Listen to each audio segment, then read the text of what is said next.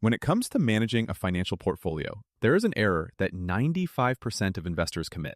When I see how retail investors evaluate their investments, what I see is that they commit an error that is almost always the exact same. In this breakdown, I have decided to explain it to you not just on a theoretical level, but by looking at the exact mechanics of how it works. Because the single line fallacy might destroy your returns. To understand this concept, we have to take a step back. Let's look at a practical example. Let's say you're the general manager of a professional basketball team. You have a roster of incredibly talented players. You have your star point guard who drops 30 points a night. You have your flashy small forward hitting three-pointers from the parking lot. And then you have a defensive specialist. This defensive player barely averages 4 points a game. If you pull up the stat sheet and look at just that one single line representing the defensive player's scoring average, you might think this player is completely useless. You might think they are dragging your team down. You might even be tempted to cut them from the roster entirely and replace them with another high-scoring guard. But if you do that, your team is going to start losing games. Why? Because you need that defensive player to stop the other team's best scorer. You need them to do the invisible, gritty work that allows your star players to shine. When you evaluate that defensive player in isolation, they look like a total failure. But when you evaluate them as part of the overall team, they are the exact reason you are winning championships. This is the single line item fallacy. This is the exact same psychological trap that destroys the wealth of millions of investors every single day. We log into our brokerage accounts and we look at our investments line by line. We see the tech stock that is up 50% and we feel like absolute geniuses. Then our eyes drift down the screen. We see the international index fund that is down 2%, or the bond allocation that has been flat for 3 years, or the defensive alternative asset that is bleeding a fraction of a percent every single month. Suddenly, that genius feeling vanishes. We feel a burning urge to sell the losers and pour all of our money into the winners. We think that by getting rid of the red lines, we are optimizing our portfolio. In reality, we are firing our best defensive players right before the championship game. I want to talk to you about why focusing on a single portfolio item rather than the overall return of your entire portfolio is a guaranteed way to sabotage your financial future. Especially when you are young, you have the greatest asset any investor could ever ask for: time. You have decades for compounding to work its absolute magic. But compounding only works if you do not interrupt it unnecessarily. And nothing interrupts compounding faster than the emotional whiplash of the single line item fallacy. Let us dig into why this happens. Human beings are not fundamentally wired for investing. Our brains evolved to survive on the savannah, not to process complex financial probabilities. Because of this, we suffer from something called loss aversion. We actually feel the pain of a financial loss about twice as intensely as we derive pleasure from an equivalent gain. When you open your portfolio and scan the individual line items, your primitive brain completely ignores the sea of green and zeroes in on the one specific investment that is losing money. It makes you question your entire financial strategy. Renowned financial author Morgan Housel points out that judging how you have done by focusing on individual investments makes winners look more brilliant than they actually were, and losers appear far more regrettable than they should. He notes that proper evaluation must be done by looking at your full portfolio. Having a large chunk of poor investments alongside a few outstanding ones is usually the best case scenario. That is just how the unpredictable math of capitalism works. But try telling that to your primate brain when you see a sea of red ink next to a stock you bought last year. This brings us to the core mechanism of a healthy investment strategy: diversification. People hear the word diversification all the time. It is thrown around so much that it has almost lost its meaning. Most people think diversification just means owning a bunch of different things. But true diversification means owning things that behave differently from one another under various economic conditions. It means owning assets that are not perfectly correlated. Think about mixing hot and cold water. Individually, both extremes are incredibly uncomfortable and potentially dangerous. If you only look at the hot water tap, you will burn yourself. If you only look at the cold water tap, you will freeze. But when you combine them in a single system, you get a perfect, comfortable shower. Your portfolio works the exact same way. When you combine investments that zig and zag in different directions, you can generate a much more stable portfolio. The problem is that when you look at your investments line by line, you are essentially sticking your hand directly under the freezing cold tap and getting mad that it is not warm. The catch to diversification is that it is supposed to be uncomfortable.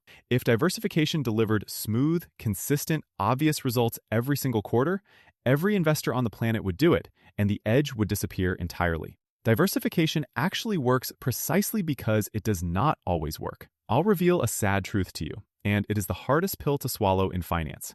If you build your portfolio correctly, you will always own something that makes you look stupid. Let us say you hold an alternative strategy designed to protect you during deep market crashes. For years, while the stock market is roaring higher, this defensive asset might do absolutely nothing. If you look at that single line item, it looks like a terrible investment. Your neighbor, who is fully invested in whatever trendy tech stock ETF is dominating the news cycle, will happily remind you about their spectacular run. This environment creates an immense psychological burden. You experience tracking error regret. We are constantly battling the FOMO multiplier effect. That one defensive fund losing a fraction of a percent today suddenly feels unbearable when crypto is up 20%. We abandon perfectly good strategies before they have time to work because there is always something shinier performing better right now. And almost inevitably, the moment investors capitulate and sell their defensive asset, the market regime shifts. A crisis hits. By focusing on the single line item and eliminating the short-term pain, they left themselves completely unprotected for the long-term disaster. So how do we fix this? How do we rewire our brains to avoid the single line item fallacy? You have to stop viewing your portfolio as a collection of isolated bets and start viewing it as a single cohesive organism. You do not have 20 different investments. You have one portfolio. The return of your portfolio is the only return that matters. Imagine baking a cake. You need flour, sugar, eggs, butter, and baking soda. If you evaluate the baking soda in isolation and eat a giant spoonful of it, it is going to taste awful. You would conclude it has no business being in a dessert. But if you leave the baking soda out of the recipe, your cake will not rise. It will be a dense, inedible brick. When you look at your brokerage account, stop eating spoonfuls of baking soda. The bond fund, the international equity fund, or the gold allocation, they are the baking soda. They are there to ensure the whole portfolio functions properly when the economic climate inevitably shifts. Then, we have to be incredibly careful about the media we consume. Financial media needs your attention to sell advertising, and they get it by provoking anxiety. They zoom in on extreme single-line items, the stock that crashed 30% yesterday or surged 20% last week. This constant barrage of expiring information distracts us from the permanent truths of investing. We also suffer from denominator blindness.